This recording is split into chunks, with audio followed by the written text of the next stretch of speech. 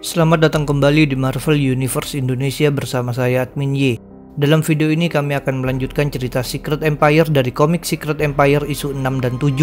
Agar kalian tidak bingung dengan cerita ini, kami sarankan tonton dulu video-video dalam playlist Secret Empire. Linknya sudah kami cantumkan di deskripsi. Di orbit bumi, keadaan Alpha Flight masih tetap buruk. Kerusakan pada stasiun semakin parah. Ditambah lagi, tak ada bantuan dari bumi maupun dari berbagai peradaban alien lainnya. Di tengah kesulitan ini, Alpha Flight masih bisa bertahan berkat America Chavez yang mampu menciptakan portal antar universe. Dengan kekuatannya, dia bisa mencari pasokan di beragam universe lain. Karena kekuatan America Chavez pula, Spectrum sempat mengusulkan agar mereka semua mengungsi ke universe lain. Namun usulan ini dengan tegas ditolak oleh Carol Danvers. Dia tak mau mengabaikan bumi. Dia yakin perisai pertahanan planet kelak pasti akan mati. Saat itu terjadi, mereka harus siap berjuang di bumi. Meskipun bersikap tegas, Carol sebenarnya merasa tertekan juga. Setiap hari dia menghampiri Avril Kincaid yang masih terbaring tak sadarkan diri. Kepada Avril, Carol memberikan pengakuan bahwa situasi saat ini merupakan kesalahannya. Dia bersikeras memanfaatkan Ulysses sang Inhuman sampai terjadi perang antar para hero. Selain itu, dia ikut serta dalam proyek pembangunan perisai pertahanan planet. Carol dulu memang ingin menjadi seorang hero yang sempurna. Jadi dia melakukan berbagai cara demi memberikan pengaruh besar bagi dunia. Sayang sekali, dia bertindak berlebihan tanpa memikirkan konsekuensinya secara matang. Kini Carol membutuhkan bantuan Avril. Carol mengingatkan Avril bahwa seorang Quasar memiliki tugas melindungi universe. Jadi Carol menyuruh Avril bangun dan memperbaiki segalanya. Tetapi Avril masih tetap tidak terbangun, sehingga Carol hanya bisa bersedih. Di balik kurungan energi hitam Dark Force, Manhattan masih gelap gulita sebab Dagger alias Tandy Bowen mengaku sudah tak sanggup lagi bersinar. Cloak dan seorang dokter bernama Clear Temple berusaha terus menyemangatinya, sehingga Dagger memaksakan diri untuk terus memancarkan cahaya. Selain itu, Clear juga menyuntikkan obat yang diyakini bisa membantu Dagger bertahan lebih lama. Meskipun begitu, Cloak menduga obat tersebut tidak berguna, sebab kondisi tubuh Dagger tampak masih tidak membaik. Clear pun meyakinkan Cloak bahwa ada seseorang yang sedang berjuang mencari solusi lainnya. Orang yang dimaksud Clear adalah Dr. Strange. Saat ini Strange memang menemui satu makhluk bernama Librarian yang memiliki banyak koleksi mantra sihir. Tujuan kedatangan Strange adalah untuk mendapatkan mantra yang bisa membebaskan Manhattan dari kurungan Dark Force. Di tempat lainnya di Manhattan, Daredevil menggerebek gerombolan orang bersenjata yang sedang memindahkan barang-barang. Tiba-tiba muncullah pemimpin di balik aktivitas pemindahan tersebut, yaitu Kingpin. Terungkaplah bahwa barang-barang tadi merupakan makanan kaleng yang hendak dikirimkan oleh Kingpin kepada satu rumah sakit yang menampung banyak orang. Selama masa kegelapan ini, Kingpin memang membagi-bagikan bantuan materi bagi orang-orang yang membutuhkan. Daredevil sontak menjadi heran. Kenapa Kingpin bersikap murah hati tanpa menuntut imbalan? Kingpin pun memberikan penjelasan.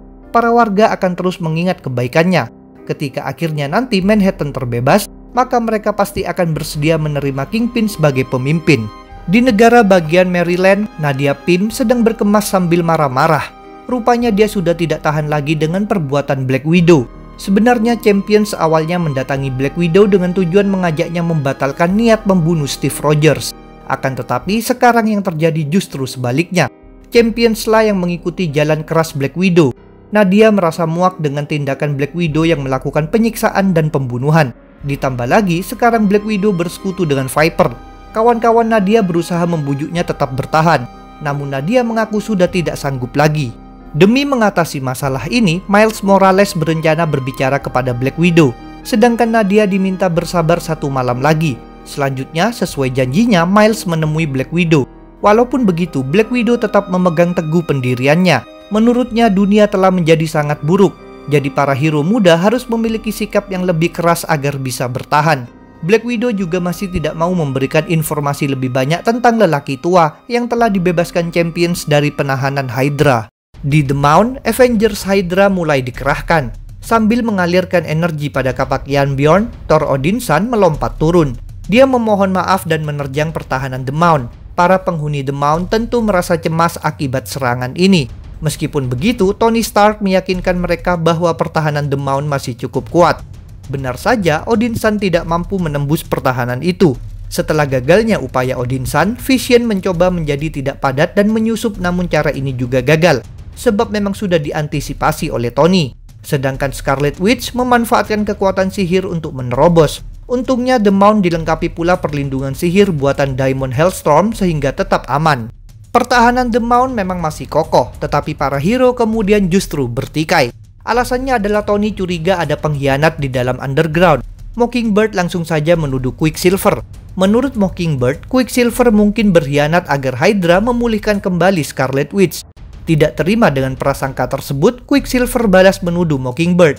Quicksilver membeberkan bahwa Mockingbird berkali-kali pergi untuk menelpon secara diam-diam. Para hero lain tentu ingin tahu lebih banyak tentang hal ini. Awalnya Mockingbird berusaha mengelak, tapi ujung-ujungnya dia memutuskan untuk jujur. Sesungguhnya Mockingbird melakukan kontak dengan Maria Hill. Terungkaplah bahwa Maria Hill berencana melaksanakan operasi penyerangan terhadap Hydra di kawasan pesisir barat Amerika. Mockingbird meminta Maria Hill menunggu sampai ada hasil dari misi pencarian tim Tony. Itulah sebabnya tadi Mockingbird memberi kabar melalui telepon. Setelah terbongkarnya fakta ini, pertengkaran belum berhenti. Dengan kesal, Mockingbird menganggap misi pencarian yang digagas Tony telah sia-sia. Tony menjadi semakin terpojok ketika Ra's Malhotra memilih membeberkan kebenaran tentang alat pelacak pecahan Kobik. Ra's Malhotra mengungkapkan bahwa sebenarnya alat itu tidak pernah ada. Tony hanya mengandalkan info curian dari Hydra. Ini jelas membuat Mockingbird semakin marah. Mockingbird mengingatkan bahwa kebohongan Tony telah membawa mereka melakukan misi berbahaya, yang membuat mereka nyaris terbunuh. Quicksilver ikut memojokkan Tony. Dia menyebut ada kemungkinan Tony diretas oleh Hydra seperti yang terjadi pada Vision. Di tengah adu mulut ini, Scott Lang mendadak berbicara. Dia mengaku bahwa dirinya lah yang telah menjadi pengkhianat. Ternyata, Hydra berhasil menemukan Cassie Lang di Prancis. Agar Cassie tidak dibunuh, Scott terpaksa secara diam-diam membantu Hydra. Sambil tertunduk lesu, Scott hanya bisa meminta maaf atas perbuatannya. Di Helicarrier, Steve berbicara dengan Bruce Banner.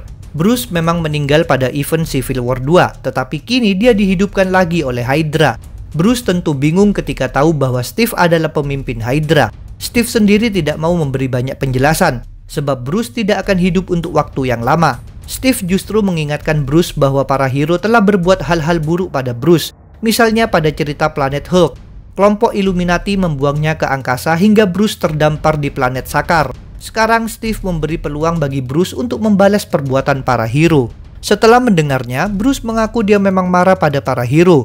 Walaupun begitu, Bruce tidak mau melaksanakan keinginan Steve, sebab dia tidak mau membantu Hydra. Bahkan Bruce meminta dimatikan lagi saja.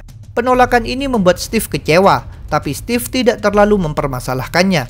Rupanya Steve memiliki cara lainnya, yaitu mengajak bicara Hulk di dalam diri Bruce. Ujung-ujungnya, Bruce berubah sebab Hulk mengambil alih kendali atas dirinya. Berikutnya, Hulk melompat turun dan sukses mendobrak pertahanan The Mound.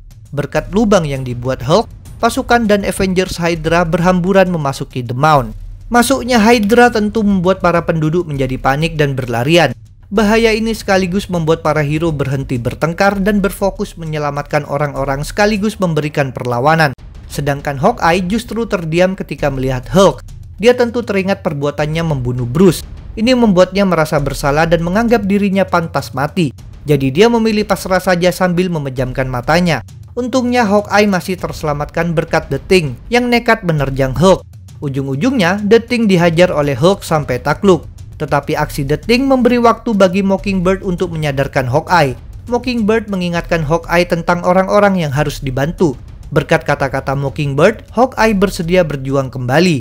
Dia mulai mengarahkan para warga untuk melakukan evakuasi meninggalkan The Mound. Di bagian lainnya di The Mound, Ra's Malhotra menceritakan sesuatu pada Ray Sean Lucas. Dahulu, Ra's Malhotra pernah diperalat oleh seorang penjahat bernama Egghead. Ra's Malhotra dipaksa untuk membantu mengaktifkan android dengan penampilan beberapa hero, yaitu Captain America, Captain Marvel, Iron Man, Thor, Jane Foster, Spider-Man Miles Morales, dan Hawkeye. Saat ini semua android tersebut disimpan di The Mound dan diperlihatkan oleh Ra's Malhotra kepada Shaun. Ra's Malhotra kemudian mengaktifkan lagi segala android ini dan mengatur mereka untuk mengeroyok Hulk. Sementara itu, Hawkeye bersama para hero lainnya terus memandu dan melindungi orang-orang. Mereka bergerak menuju pesawat yang akan dipakai untuk terbang pergi. Akan tetapi mereka tidak bisa langsung naik sebab di dekat pesawat ada Thor Odinson yang sedang melayang. Ini jelas membuat para hero menjadi waspada. Untungnya pada momen ini Odinson tidak mematuhi Hydra. Dia tidak berusaha menghalangi mereka, melainkan justru membiarkan mereka lewat. Dengan demikian, orang-orang bisa masuk ke dalam beberapa pesawat, lalu semua pesawat ini berangkat meninggalkan The Mound menuju tempat aman. Para hero beserta warga sipil memang telah pergi, namun Tony belum ikut menyusul sebab dia hendak terlebih dulu mengambil 2 pecahan Kobik yang telah dikumpulkan. Sayang sekali Tony mendadak disergap oleh Steve Rogers yang mengaku sudah merebut 2 pecahan tersebut. Tidak hanya itu, sekarang Steve juga menggunakan sebuah alat yang dibuat berdasarkan teknologi Ultron. Alat ini berfungsi membuat Tony menjadi lebih lemah. Meskipun begitu, Tony tidak mau menyerah begitu saja. Dia terus berjuang memberikan perlawanan terhadap Steve.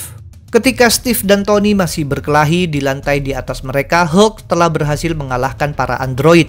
Namun tidak lama kemudian batas waktu hidup Hulk akhirnya habis. Akibatnya Hulk kembali mati dan terjatuh.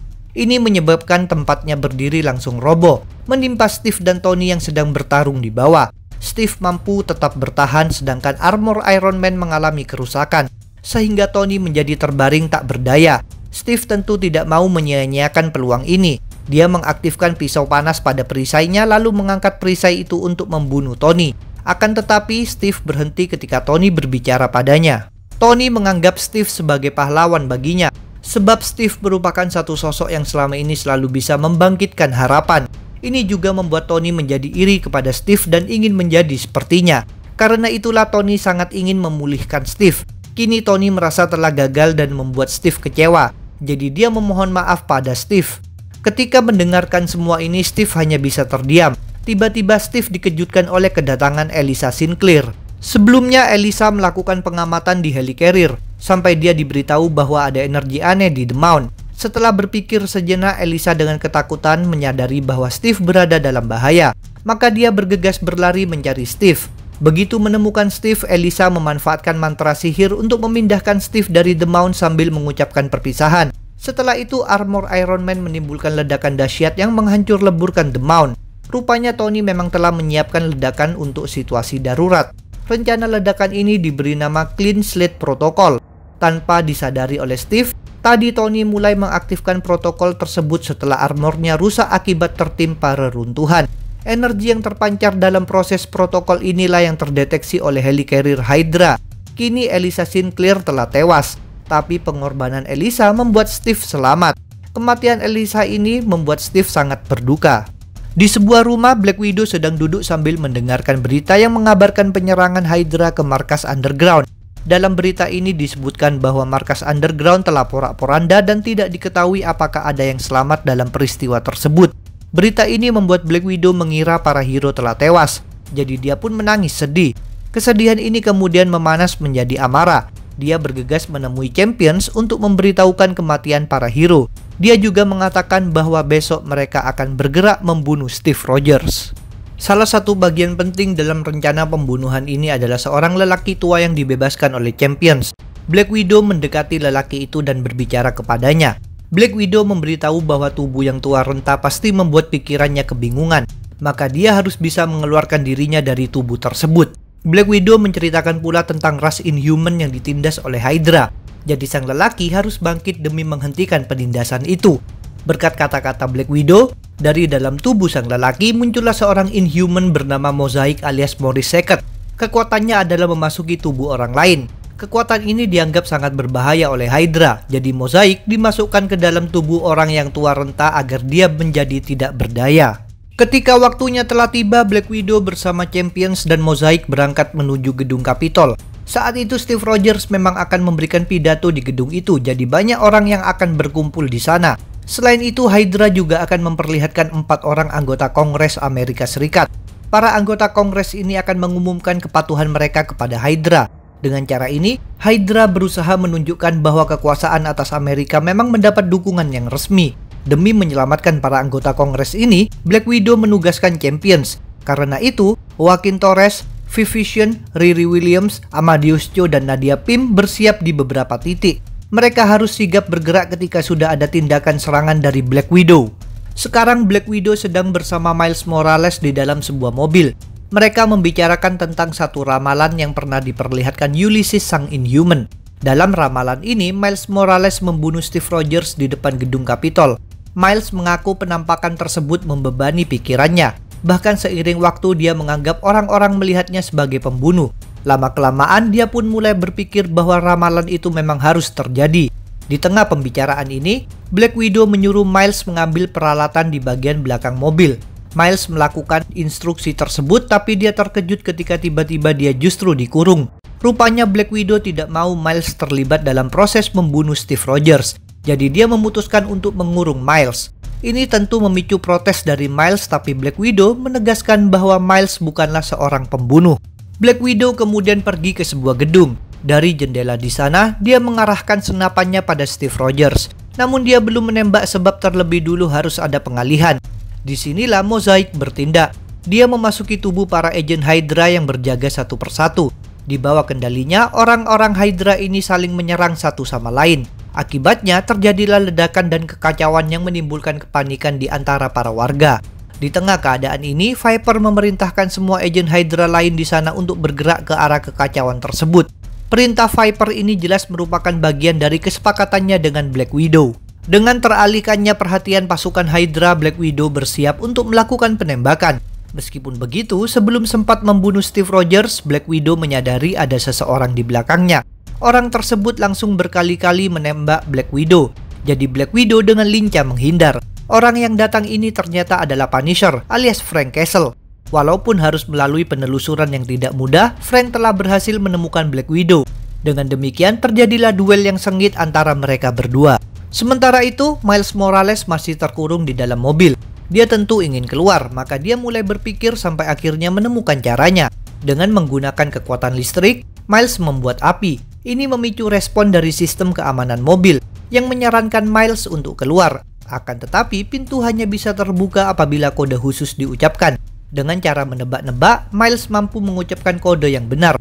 Jadi pintu pun terbuka dan Miles bergegas berayun pergi. Pada saat itu, pertarungan Punisher melawan Black Widow terhenti ketika Black Widow mampu menusuk kedua kaki Frank. Dalam keadaan terluka, Frank mengungkapkan alasan kenapa dia bersedia menjadi bawahan Steve Rogers.